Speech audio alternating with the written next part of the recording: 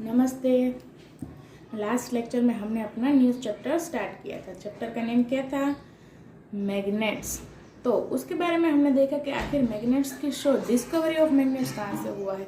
उसके बाद magnetic material और नॉन मैग्नेटिक मटेरियल्स के बारे में हमने पढ़ा था। तो उसमें हमने क्या देखा था कि जो मटेरियल्स मैग्नेट के साथ अट्रैक्ट हो जाते हैं वो होते हैं मैग्नेटिक मटेरियल, और जो नहीं होते उसे कहते हैं नॉन मैग्नेटिक मटेरियल्स। अब हम देखेंगे पोल्स ऑफ ए मैग्नेट। हमारा चैप्टर का थर्ड पॉइंट है पोल्स ऑफ मैग्नेट। तो चलो देखते हैं। In activity 3.1, when you rolled a magnet into the mixture, the iron clips from the mixture got stuck to it. Do you observe any unique feather in the sticking of iron clips? क्या बोला कि activity 13.1 में, यानी कि हमने last lecture में जो activity देखी थी उसमें क्या हुआ था, बहुत सारे मटेरियल को हमने मिक्सअप कर दिया था जिसमें आयन फीलिंग्स भी थी। लेकिन जब हमने मैग्नेट्स को उसके ऊपर रोल किया तो क्या हुआ, तो कि सभी आयन से बनी हुई मटेरियल्स क्या हो गई, तो मैग्नेट के साथ अट्रैक्ट हो गई। You might have observed that the iron clips stuck mostly near the end of the magnet. तो जब वो सभी अट्रैक्ट हुई तब क्या आपने देखा कि उसमें कुछ नोटिस किया कि जितनी भी आयन फीलिंग्स थी, आयन नेल्स थी, वो कहाँ पे जाके अट्रैक्ट हो गई, तो कि मैग्नेट्स के एंड पे। मानो कि हमारा मैग्नेट इस तरह के शेप में है, तो अगर हम इसको रोल अप करेंगे तो सारी आयन फीलिंग्स कहाँ पे जाके अट्रैक्ट होगी, यहीं पे। ऐसा होगा कि इस जगह एंड्स में अट्रैक्ट होगी। That means the power of a magnet is strongest at its end. इसका मतलब है कि मैग्नेट का ज़्यादा पावर उसके एंड में होता है। Let us perform 13.4 to understand it better. एक एक्टिविटी दी गई है जिसकी मदद से हम क्या कर सकते हैं, इसको अच्छे से ऑब्जर्व यानी कि अंडरस्टैंड कर सकते हैं। तो इसमें क्या किया गया है, तो कि iron clips, iron filings and spread on a sheet of a paper. एक पेपर के ऊपर आपको क्या करना है, आयन से बनी हुई कुछ चीज़ें, फिर आयन फिलिंग्स और छोटी छोटी आयन से बनी हुई खील, वो भी आप रख सकते हैं। पेपर के ऊपर पूरा स्प्रेड कर देना है। फिर रोल ये bar magnet over them and lift it up. Bar magnet को उसके ऊपर इस तरह, मानो कि ये मैग्नेट है तो उसको उसके ऊपर इस तरह से रोल करना है। तो आप क्या ऑब्जर्व करोगे, तो कि आप ये ऑब्जर्व करोगे कि आयन से बनी हुई जितनी भी चीज़ें हैं वो सभी उस मैग्नेट के एंड में ही अट्रैक्ट होगी। क्यों? क्योंकि एंड में पावर स्ट्रॉन्ग होता है, इसीलिए। हमने तो पूरा का पूरा मैग्नेट ही छोड़ दिया था ना पेपर के ऊपर, लेकिन फिर भी सभी आयन से बनी हुई चीज़ें कहाँ पे जाके अट्रैक्ट हुई, तो क्या मैग्नेट के एंड में। और इसी तरह आप 2 से 3 बार करोगे तो सभी आयन फिलिंग्स दोनों एंड पे आके चिपक जाएगी। तो एक्टिविटी 3.4 में हमने क्या देखा, तो कि मैग्नेट का पावर उसके दोनों एंड में ज़्यादा होता है, strongest at the two and. और इस टू एंड को क्या कहते हैं, मैग्नेटिक पोल। मतलब कि बार मैग्नेट चाहे इस शेप का हो, इस शेप का हो, राउंड हो, जैसा भी हो, लेकिन उनके जो 2 एंड होते हैं ना, वहाँ पे पावर ज़्यादा होता है। An interesting property of magnet is that when suspended it come to rest in a particular direction only, as you will see in activity 13.5. लेकिन एक और भी इंटरेस्टिंग बात क्या है मैग्नेट की, अगर आप इसे किसी के साथ लटका कर रख दोगे तो जब ये रोल अप होके रेस्ट पे आएगा तो उसी पर्टिकुलर एक ही डायरेक्शन में आके खड़ा रहेगा। तो उसके लिए एक एक्टिविटी दी गई है जिसमें क्या किया गया है, एक मैग्नेट लिया गया है। अब मैग्नेट का दोनों साइड दिखने में तो सेम ही होता है, इसलिए उसको क्या किया गया, पहले एक में पॉइंट करके रख दिया जिससे हमें दोनों एंड में डिफरेंस पता चले, क्योंकि तभी तो हमें पता चलेगा ना कि कौन सा वाला एंड किस डायरेक्शन में खड़ा है। तो एक मार्क कर दिया ब्लैक कलर का पॉइंट, उसे इस तरह से लटका दिया। अब फिर आप उसके जब ऐसे हिलाओगे अथवा तो रोल अप करोगे तो थोड़ी देर के बाद जब वो रेस्ट पे आएगा ना तो इसी डायरेक्शन में आएगी, यानी कि अगर पॉइंट वाला नीचे है तो नीचे, अगर ऊपर है तो ऊपर है। फिर चाहे आप 2-3 बार रोल करके उसको रेस्ट पे आने के लिए रख दोगे तो सभी बार उसका जो डायरेक्शन है वो कैसा होगा, तो कि एकदम सेम होगा। जितने भी टाइम आप उसको डिस्टर्ब कर लो, फिर उसको रेस्ट आने के लिए छोड़ दो, सभी टाइम उसका डायरेक्शन सेम रहेगा। इसलिए यहाँ पे मार्क किया है ताकि हमें पता चले। अगर ये इस साइड पे होगा तो भी हमें पता तो चलना चाहिए कौन सा साइड ऊपर है और कौन सा नीचे। तो ये है इसकी इंटरेस्टिंग प्रॉपर्टी। उसके बाद in activity 13.5 you observe that a freely suspended bar magnet always come to rest in a particular direction only which is the north south direction। तो एक्टिविटी में हमने देखा कि पर्टिकुलर एक ही डायरेक्शन में आके मैग्नेट रुक जाता है और उस डायरेक्शन और डायरेक्शन कौन सा होता है, तो हमेशा वो डायरेक्शन नॉर्थ साउथ डायरेक्शन होता है। उसी जगह पे आके मैग्नेट रुक जाता है। आप जिस जगह में कर रहे हो उस जगह का नॉर्थ साउथ डायरेक्शन जो होता है उसी जगह पे आके रुक जाता है। It means that one of the pole points towards the north and is called north seeking pole and or end pole and the other pole points towards the south and is called south seeking pole। इसका मतलब क्या है, तो कि north south direction में खड़ा हो जाता है, मतलब कि उसकी एक पॉइंट मैग्नेट इस तरह से होता है तो उसका एक एंड नॉर्थ की साइड और दूसरा साउथ की साइड ही होता है। फिर चाहे आप इस जगह पे अगर उसे लटका के रखोगे तो यहाँ पे जो नॉर्थ साउथ होगा उस जगह पे आके वो रुक जाएगा।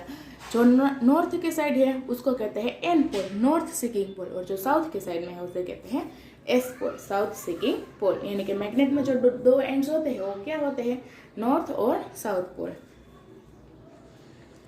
This property of magnet is very useful. For centuries, travelers used to find direction with the help of magnet, which they always carried with them. यानी कि वर्षों पहले से क्या करते थे, तो कि मैग्नेट की मदद से ही डायरेक्शन का इस्तेमाल करते थे। और ये जो प्रॉपर्टी है कि वो हमेशा नॉर्थ साउथ डायरेक्शन में आके खड़ा हो जाता है, ये प्रॉपर्टी डायरेक्शन फाइंड करने में बहुत ही मददगार होती थी। Huang Tai, an emperor of China, had a chariot with a statue of a lady with an extended arm. The statue could rotate in any direction and would always rest with its extended arm towards south direction.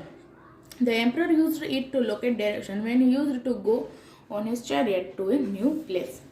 क्या है तो कि China के emperor जिसका नाम था Huang tie, उसका एक चैरियट था इस तरह से जिसके ऊपर एक लेडी थी जिसका एक आर्म यानी कि एक आर्म इस तरह से स्ट्रेट था।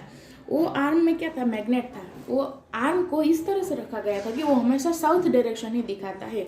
तो जहाँ पे भी जाते हैं तो हमें क्या, तो कि वे तो पता होता नहीं है, तो इस मदद से यानी कि मैग्नेट है इसके अंदर तो हमेशा इसका जो आर्म है वो साउथ डायरेक्शन में रहता है, तो इसकी मदद से वो वे को फाइंड आउट करते थे। साउथ डायरेक्शन हमको पता चल जाए तो अगर उसे नॉर्थ जाना है तो उसकी ऑपोजिट डायरेक्शन में चले जाएंगे। तो इस तरह से पहले यानी कि चाइना के एम्परर हुआंग टाई का ये जो चैरियट है उसमें एक लेडी के अंदर मैग्नेट को फिट किया गया था और उस मैग्नेट का जो उस लेडी का एक आर्म कैसा था, तो कि extended straight toward south direction. तो इस तरह वो एम्परर कहीं भी जाने के लिए इसका इस्तेमाल करते थे। Later, on a device called magnetic compass was developed based on this property of magnet। उसके बाद धीरे धीरे मैग्नेटिक कंपास का शोध हो गई, जैसे कि ये अभी भी हम इसका इस्तेमाल कर सकते हैं। अगर हम फॉरेस्ट में कहीं पे जा रहे हैं तो इसका इस्तेमाल करते हैं।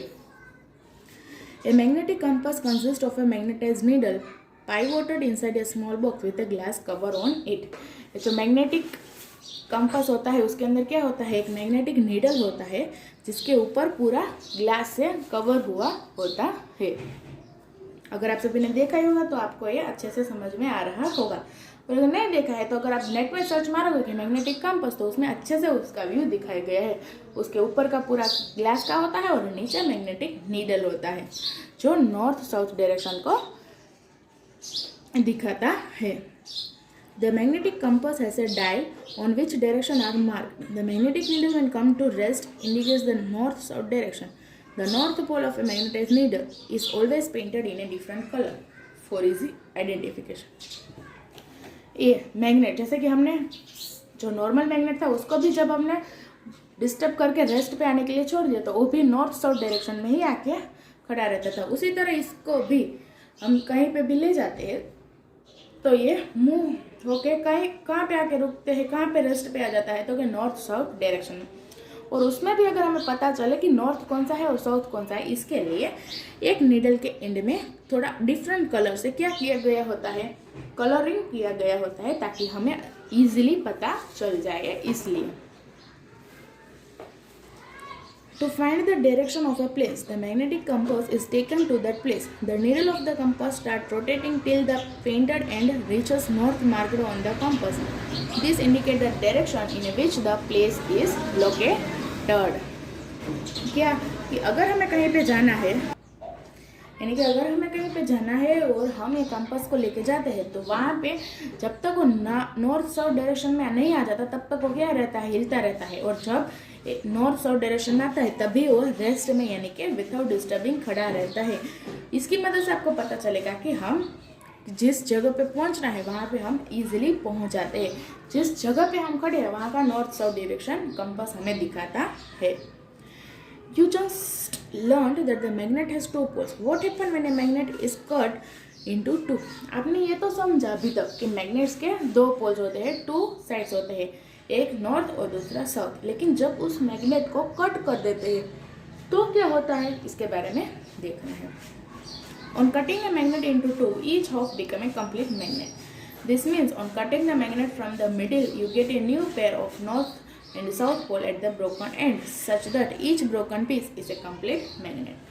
जब हम कोई मैग्नेट को, मानो कि ये मैग्नेट है, इसका नॉर्थ, ये साइड नॉर्थ और ये साइड साउथ है, लेकिन जब इसको हम कट कर देते हैं, दो ब्रोकन पीस कर देते हैं तो वो भी एक कंप्लीट मैग्नेट है। किस तरह, तो कि देखो पूरा मैग्नेट है नॉर्थ साउथ, अब इसको हम बीच में से कट कर देंगे तो ये दोनों भी फिर से क्या बन जाएंगे, कंप्लीट मैग्नेट। यानी कि इस तरह से नॉर्थ साउथ और नॉर्थ साउथ। फिर इसको भी अगर हम कट कर देंगे तो वो सभी पीस अपने लिए कंप्लीट होते हैं। यानी कि जितना भी आप पीसेस कट करोगे उससे कोई फर्क नहीं पड़ता, छोटा पीस भी है तो भी उसका एक एंड नॉर्थ और दूसरा साउथ होता है। मतलब कि छोटा पीस तक सभी पीस कंप्लीट मैग्नेट होते हैं।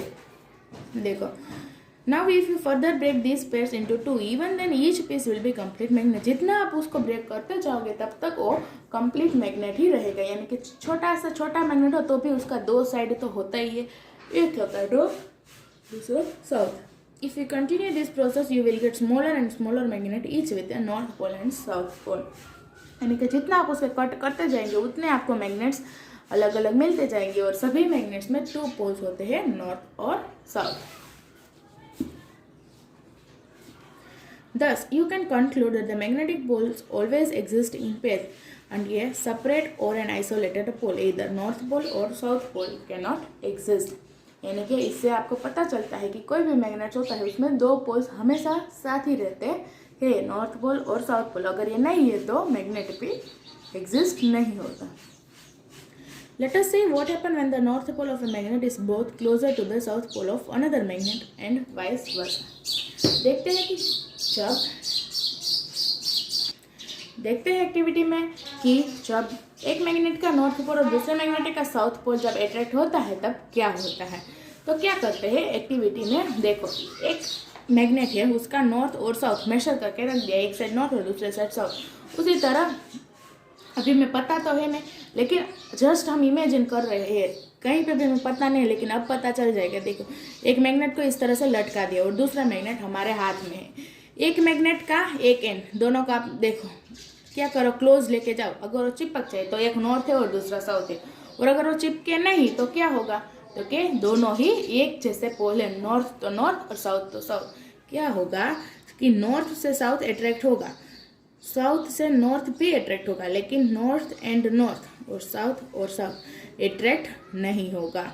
तो इससे हमें पता चल जाएगा, पहले इन दोनों को साइड में क्लोज लेके जाओ, उसके बाद इन दोनों को, फिर इसको उल्टा कर दो और इसके साथ करो, इसका साथ करो, तो आपको पता चलेगा कि जहाँ पे अट्रैक्ट हो रहा है वो क्या है, तो क्या ऑपोजिट पोल से। तो हमें पता है कि opposite poles always attract each other. तो इस तरह आपके पास अगर टू मैग्नेट्स है तो आपको ये करके देखना है। क्या, तो क्या अभी तो हमें पता चल गया, नॉर्थ टू साउथ क्या होगा, अट्रैक्ट होगा, south to south repel, south to north attract और नॉर्थ टू नॉर्थ रिपेल। तो इस तरह हमें पता चलता है। और नॉर्मली हम घर पे खेलते हैं, हमारे सभी के पास मैग्नेट्स होता ही है, उससे हम अगर देखें कि दो अलग अलग मैग्नेट्स को आप अट्रैक्ट करोगे तो एक साइड अट्रैक्ट होगा, लेकिन दोनों अगर सेम साइड आई होगी तो अट्रैक्ट नहीं होगा। तो इस तरह एक्टिविटी 13.6 में shows that like poles, that is north and south to south, repel each other, while unlike poles north south and south north attract each other। यानी कि इस एक्टिविटी से हमें क्या पता चला कि जो सेम पोल्स है, यानी कि एक जैसे पोल्स है, नॉर्थ हो तो नॉर्थ और साउथ हो तो साउथ, वो दोनों अट्रैक्ट करते नहीं है, लेकिन अनलाइक यानी कि अलग अलग पोल से तो एक दूसरे के साथ अट्रैक्ट करते हैं। समझ में आया सभी को? तो आज के लिए हम यहीं तक छोड़ेंगे। आपका होमवर्क क्या होगा तो कि एक्टिविटी, अगर आपके पास घर में मैग्नेट्स है तो एक्टिविटी करनी है और north pole south pole magnets के बारे में अच्छे से रीड करना है।